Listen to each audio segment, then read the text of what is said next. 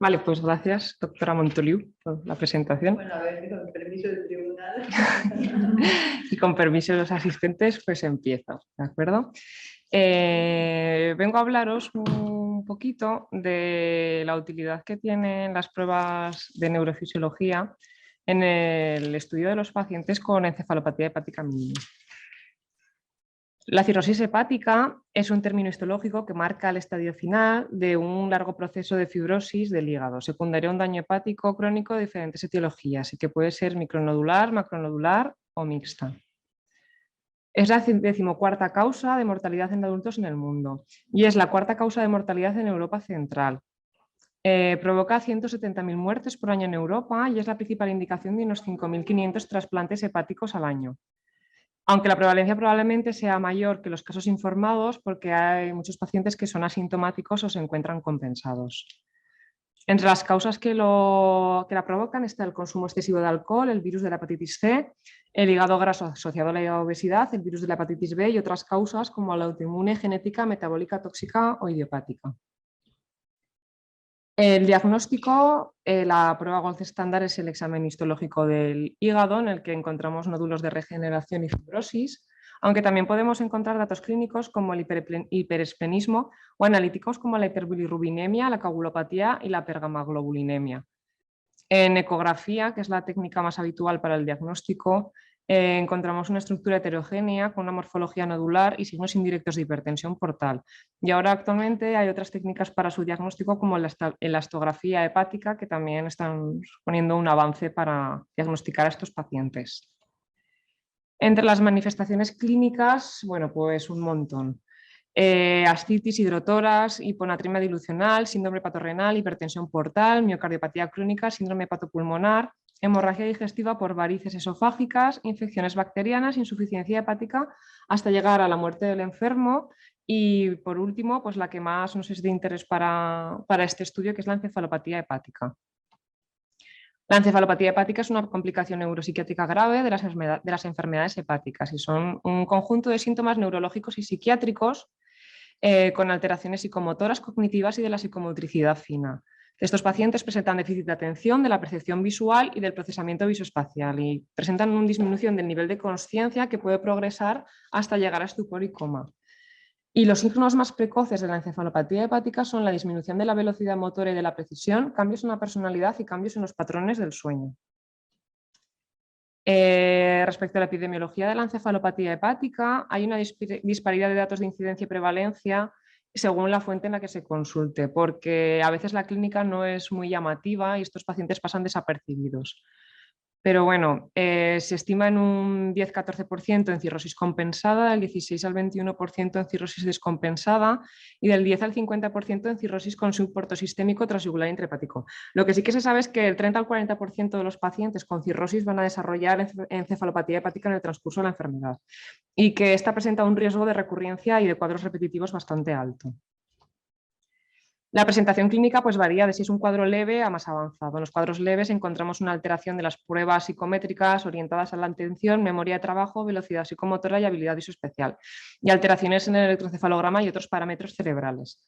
En cuadros más avanzados encontramos cambios en la personalidad, trastornos del ciclo vigilia-sueño, con excesiva somnolencia diurna, incluso una reversión completa del ciclo circadiano. Podemos encontrar alteraciones motoras, entre las que se encuentran la hipertonía, la hiperreflexia, un reflejo cutáneo plantar extensor, rigidez muscular y esterixis. Y también encontramos alteraciones de la consciencia que van desde un estado confusional agudo hasta agitación, somnolencia, estupor o coma. Entre las causas de desarrollar una encefalopatía hepática, bueno, la patogenia no es del todo bien conocida, pero parece que hay una serie de factores que influyen en su génesis, que son el exceso de amonio en sangre circulante. El amonio actúa como un agente neurotóxico y favorece el estrés oxidativo y nitrosativo sobre los astrocitos cerebrales. Y también produce una oxidación del RNA. También hay un aumento de los factores de la inflamación por infecciones recurrentes, que se produce una respuesta inflamatoria sistémica. En esta respuesta inflamatoria, la astroglial neuronal libera TNF-alfa, la cual aumenta la liberación de glutamato, el cual activa la microglía y se liberan citocinas, más TNF-alfa y también interleuquinas 6 y 18. Se produce un edema cerebral y una alteración del metabolismo energético, principalmente por una disfunción energética por compromiso enzimático. Y también el aumento de la glutamina actúa como un osmol intracelular y produce un edema de los astrocitos cerebrales. Se producen también alteraciones de la neurotransmisión. En un fallo hepático agudo, característicamente comienza por una fase de excitabilidad, pero eso va progresando hasta el coma del paciente. Y en un fallo hepático crónico hay más compensación y lo que es característico es una inhibición neuronal. Y hay una alteración de los sistemas glutaminérgico y GABAérgico con contribución serotoninérgica. Como se ha comentado, la presentación clínica de la encefalopatía hepática puede ser muy variable y constituye un gran número de signos y síntomas, partiendo de alteraciones cognitivas de la personalidad y del intelecto hasta alteraciones del estado de la conciencia y de la función neuromuscular.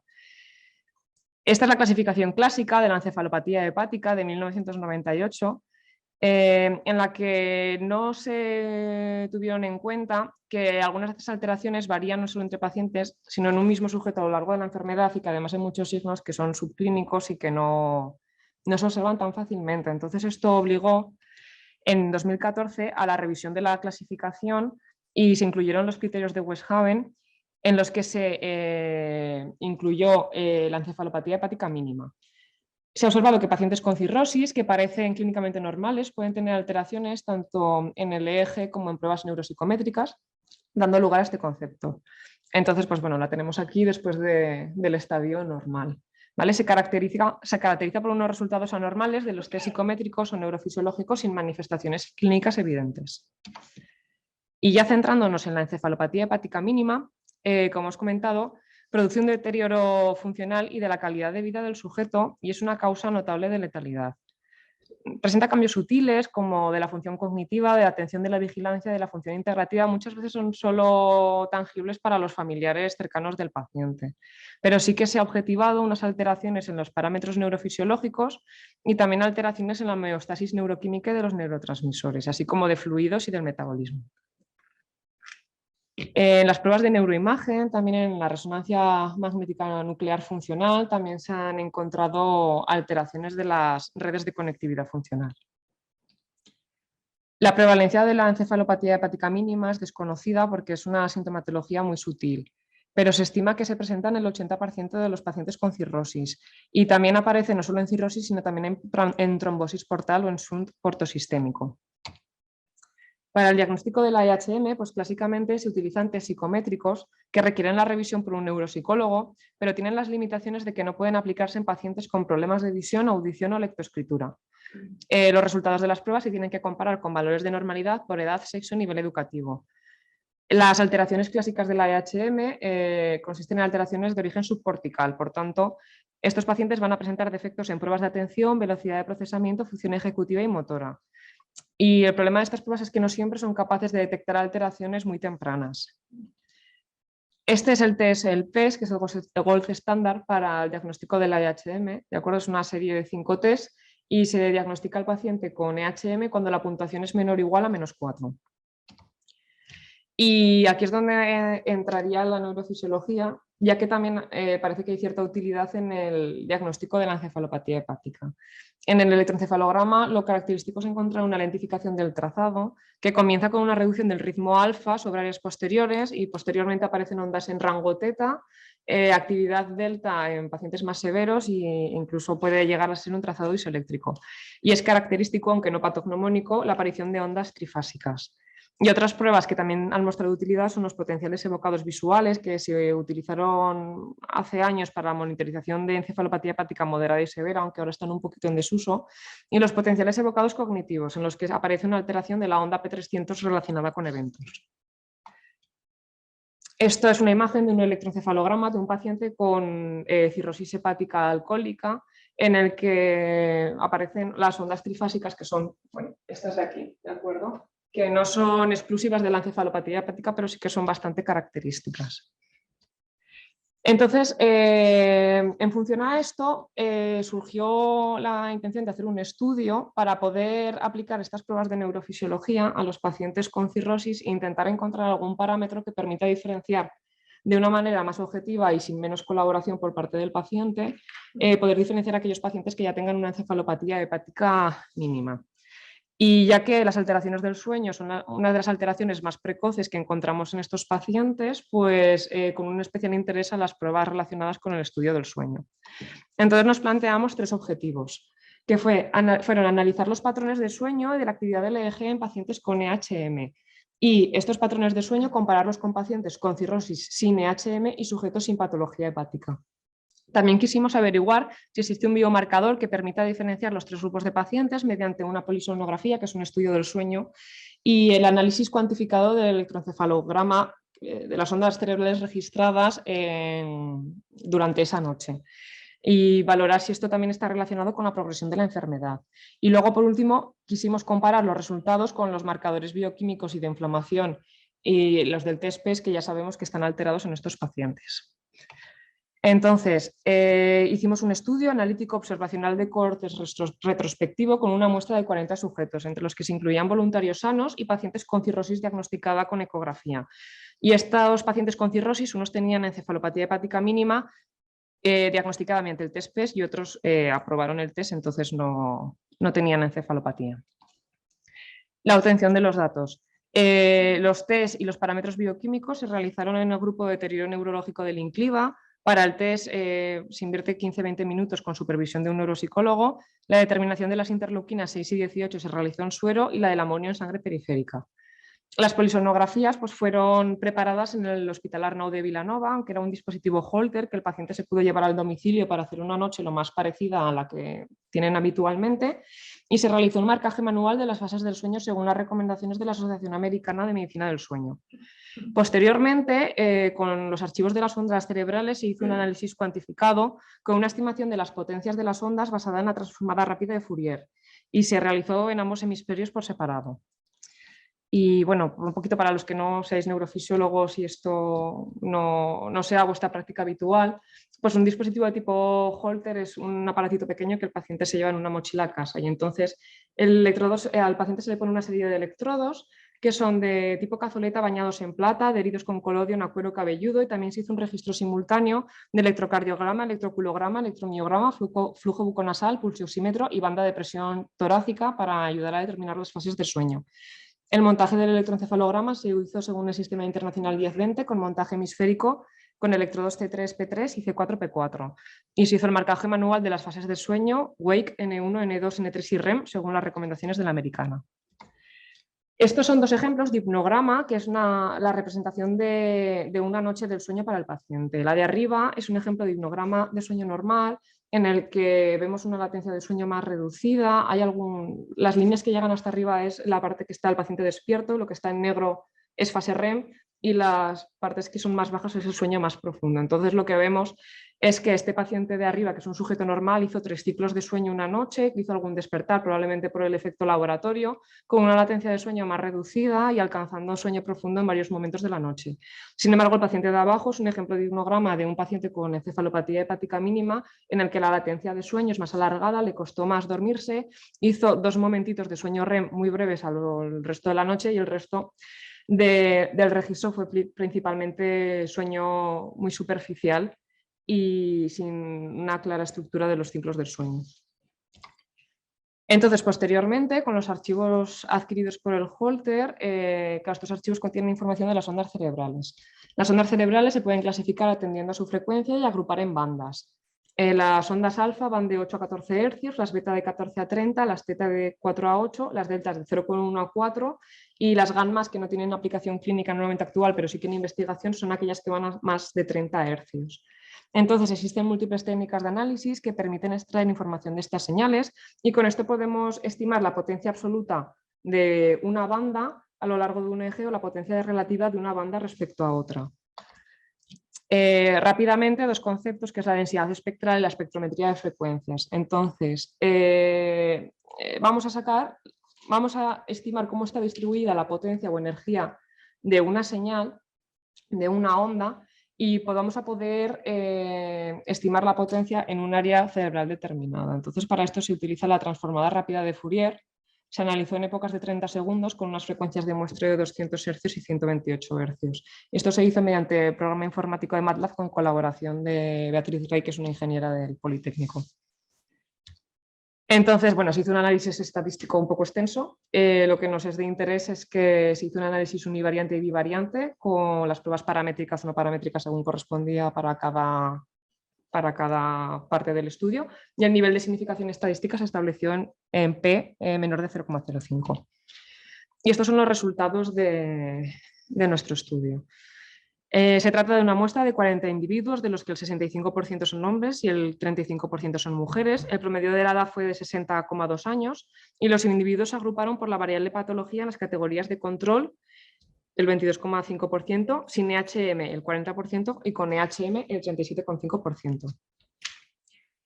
Este es el análisis de las fases de sueño global de la muestra, ¿de acuerdo? Entonces son unos porcentajes de sueños que son muy similares a los de la población general, así que pues esto nos sirve un poquito de aliciente de ver que la muestra estaba bien recogida y que los datos sean coherentes con la población de un adulto normal. El tiempo total de sueño en esta muestra es más bajo en pacientes que padecen cirrosis con o sin EHM que en los individuos sin patología. Entonces, esta circunstancia parece consecuente con la baja calidad y superficialidad del sueño en los pacientes que tienen patología. La eficiencia del sueño, que es el tiempo que duermen dividido entre el tiempo que permanecen en cama, también fue menor en pacientes con EHM, que fue un 70,69%, que en pacientes sin EHM, que fue un 79,92%, y en controles, que fue un 81,53%. Estos hallazgos están en consonancia con otros estudios de la literatura, en los que se ha demostrado que los pacientes con cirrosis y con EHM duermen menos que un paciente normal, duermen menos de 6 horas a media del día y tienen una reducción de la eficiencia de sueño. Esto es un estudio de Sa y compañeros que lo descubrieron mediante polisonografía y registro con actigrafía. Esto ya es el tiempo de sueño dividido entre sus diferentes fases y según los pacientes, para que podáis ver un poquito más cómo se distribuye el sueño. Ya vemos que el sueño superficial, que sería fase N1, pues los pacientes con cirrosis tienen más. Y sin embargo, el sueño profundo y el sueño REM, que serían las fases N3 y REM, pues los pacientes con EHM y con cirrosis tienen menos tiempo de sueño que los pacientes controles. Y lo mismo si lo distribuimos mediante el porcentaje de sueño durante el porcentaje de las fases del sueño respecto al tiempo dormido, alcanzando la significación estadística para el sueño superficial. Entonces, a continuación hicimos el análisis de las potencias del electroencefalograma. Entonces, se analizó las potencias en las diferentes bandas de frecuencia, alfa, beta, teta y delta, en cada uno de los hemisferios. Para el estudio se descartaron los momentos de vigilia durante el registro, ya que como fue una prueba ambulatoria en el domicilio del paciente, pues no había mucho movimiento, muchos artefactos que para la espectrometría afectaban. Entonces se descartaron los periodos de vigilia. Esto sería, lo paso un poco rápido porque lo explico ahora cuando lo veamos todo, pero esta es la fase N1 en hemisferio izquierdo. Tenemos delta, teta, alfa, beta y luego las potencias relativas, que es la potencia delta relacionada con la alfa y la delta beta. Y ya si nos fijamos en las potencias relativas ya podemos ver que los pacientes con EHM ahí va a salir algo, ¿no? Esto es en fase N2 en hemisferio izquierdo. Fase N3 en hemisferio izquierdo, en el que encontramos significación estadística en las bandas teta y alfa. Y esto es en fase REM en el hemisferio izquierdo. Entonces, en este hemisferio lo que destaca es un aumento de la potencia teta en individuos con EHM respecto a los pacientes sin EHM y a los controles en la mayoría de las fases del sueño, y alcanzando la significación, como hemos dicho, en fase N1. Respecto a las potencias relativas, las relaciones delta alfa y delta beta durante el sueño son superiores en los pacientes con EHM en comparación tanto con los sin EHM como los controles, así como en los sin EHM frente a los controles. Esto es el hemisferio derecho, lo mismo, fase N1, en el que bueno, pues las diferencias entre las bandas ya no son tan notables, fase N2, fase N3 y fase REM. Entonces, en este hemisferio no encontramos grandes diferencias entre las potencias de la banda teta entre grupos. De hecho, en muchas de las bandas los valores son muy similares. Y esto nos abrió la posibilidad de que esta lentificación observada más en un hemisferio que otro fuera porque la lentificación cerebral corresponde a áreas cerebrales más afectadas en estos pacientes. Sin embargo, las potencias relativas mostraron resultados similares en los que sobre todo la potencia relativa delta-beta mostró muchas diferencias en los pacientes con EHM. Entonces, en el hemisferio derecho, el único valor que encontramos que nos puede diferenciar a estos pacientes es la potencia relativa delta beta. Entonces, un cambio a frecuencias más lentas, que serían la teta y la delta, indica un enlentecimiento de la actividad electroencefalográfica. Y lo que sí que se ha observado es que en otras enfermedades con deterioro cognitivo, un cambio en la potencia de una determinada banda de frecuencia puede obedecer a una distribución topográfica o puede involucrar más a uno de los dos hemisferios. Entonces, por ejemplo, en la enfermedad de Alzheimer, que es en lo que más estudios hay, se observa una reducción de la potencia de las bandas alfa y beta, que serían las bandas más rápidas. Y se encuentra un aumento de la potencia de las bandas teta y delta, principalmente sobre el hemisferio izquierdo. En estadios iniciales de la enfermedad, más sobre el lóbulo temporal izquierdo, y en estadios avanzados en lóbulos frontales. Y además se ha visto que puede ser esta lentificación cerebral el primer signo de neurodegeneración en pacientes con deterioro cognitivo y un signo de una disfunción de las redes neuronales subyacentes. En el hemisferio izquierdo también se puede ver afectado en enfermedades con deterioro neurológico, Alzheimer, como hemos dicho, pero también en Parkinson y en enfermedad de Huntington. En enfermedad de Alzheimer, la degeneración cortical del hemisferio izquierdo parece que es más rápida, pero sin embargo, estos hallazgos no son consistentes en otros estudios, ya que otros estudios de la bibliografía hablan sobre diferentes estructuras alteradas, pero de los dos hemisferios, y esto se ha visto sobre todo en resonancia magnética nuclear. ¿Pero qué es lo que pasa? Pues es que probablemente que una degeneración del hemisferio izquierdo más rápido se correlaciona con un empeoramiento en las funciones cognitivas del paciente y del lenguaje. Y esto puede ser más llamativo y aquí puede haber un sesgo de detección de estos pacientes y que los pacientes que tienen más una alteración del hemisferio izquierdo consulten antes al médico porque los síntomas son clínicamente más llamativos. Por tanto, hay otros estudios que en vez de hacer inciso en que la alteración se produce más sobre el hemisferio izquierdo, hablan sobre asimetrías interhemisféricas. Entonces, las alteraciones cerebrales observadas en pacientes con deterioro neurológico podrían estar relacionadas más con una actividad anormal aislada en una región cerebral, pero también con anomalías en las relaciones funcionales entre ellas. Continuamos con el análisis de los marcadores bioquímicos en diferentes estados de patología hepática. La doctora Montoliu y sus compañeros ya describieron que los pacientes con encefalopatía hepática mínima presentan valores elevados de interleuquina 6 y 18 respecto a los pacientes sin EHM, y dichos valores guardan una correlación con los resultados del test PES. Entonces, pues bueno, los mecanismos por los que actúan las interleuquinas y el amonio, pues ya los hemos comentado antes. Estos son los resultados del amonio. Los pacientes con EHM presentan valores más elevados que los controles y los sin EHM también valores más elevados que los controles. La interleuquina 6 también se observa una progresión que en cuanto empeora la encefalopatía también aumentan los niveles séricos. Y interleuquina 18 lo mismo. Entonces, en nuestro estudio lo que hemos comprobado es que en esta muestra nuestros pacientes se comportan de la misma manera que los artículos que ya lo habían descrito. Entonces, ahora lo que quisimos es correlacionar todos nuestros datos del sueño con los marcadores de la inflamación y los test psicométricos de estos pacientes. Hay un estudio de Kirk Chase y sus compañeros que estudiaron una cohorte de pacientes con cirrosis no alcohólica y su relación con la elevación en sangre de la interleuquina 6. Y entonces vieron que un aumento de la interleuquina 6 se identificaba como un predictor independiente de los trastornos del sueño, pero estos trastornos del sueño fueron medidos mediante cuestionarios. Nosotros en nuestros pacientes la calidad del sueño no la hemos medido mediante cuestionarios, sino que les hemos hecho una prueba objetiva del sueño. Y en este estudio no hemos encontrado ninguna correlación estadísticamente significativa entre los marcadores bioquímicos estudiados y las diferentes características de la arquitectura del sueño, y tampoco con ninguna relación con los test del PES. Entonces, los estudios que se relacionan con la interleuquina 6 con alteraciones del sueño, como utilizan cuestionarios de calidad y no análisis polisonográfico, pues habrá la posibilidad de que existan otros factores que no son medibles mediante un estudio neurofisiológico que haga que estos pacientes descansen peor. A continuación, comparamos las potencias del electroencefalograma cuantificado durante el sueño con los marcadores de inflamación y PES.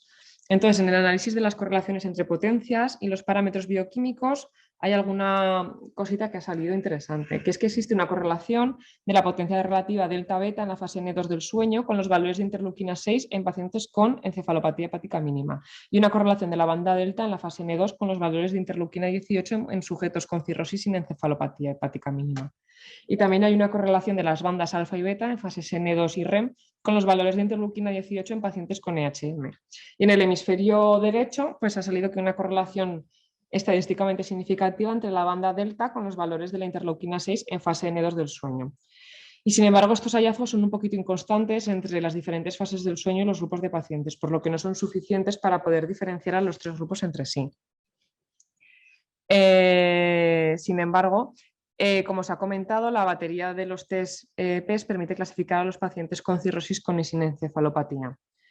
Entonces, en los pacientes con encefalopatía hepática mínima existe una correlación entre el cociente delta beta y delta alfa en ambos hemisferios con la puntuación del PES. En realidad, la correlación también existe con los pacientes sin EHM, pero como estos pacientes unos tienen una puntuación positiva del test y otros negativa, al final la media salía un poco mal, pero sí que al observarlo en la gráfica también parecía que había relación.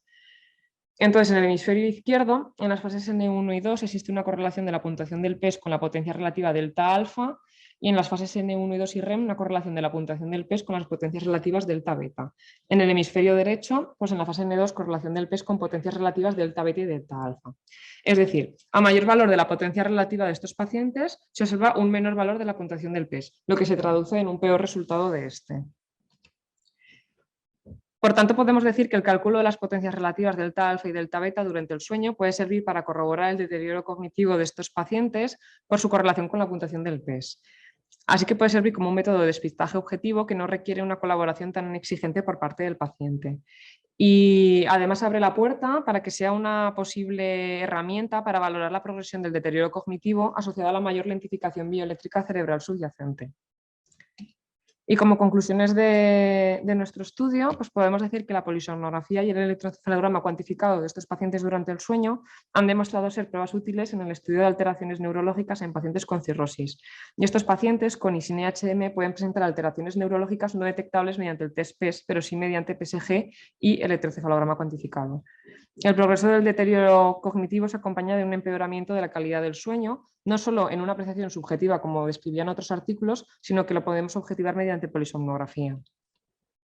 Los pacientes con encefalopatía hepática mínima presentan una mayor lentificación de la actividad bioeléctrica cerebral en el hemisferio izquierdo demostrada mediante electroencefalograma cuantificado, que permite diferenciarlos de los pacientes con cirrosis sin EHM y de los sujetos controles. Y se ha detectado una asimetría interhemisférica en el electroencefalograma cuantificado en los pacientes con EHM, también descrita en otras enfermedades con deterioro cognitivo leve. Y finalmente, las potencias relativas delta alfa y delta beta en hemisferio izquierdo pueden tener un papel como biomarcador fiable para evaluar el deterioro cognitivo de los pacientes con cirrosis y para monitorizar su evolución, ya que guarda una correlación con la puntuación del test PES. Y nada, muchas gracias por vuestra atención.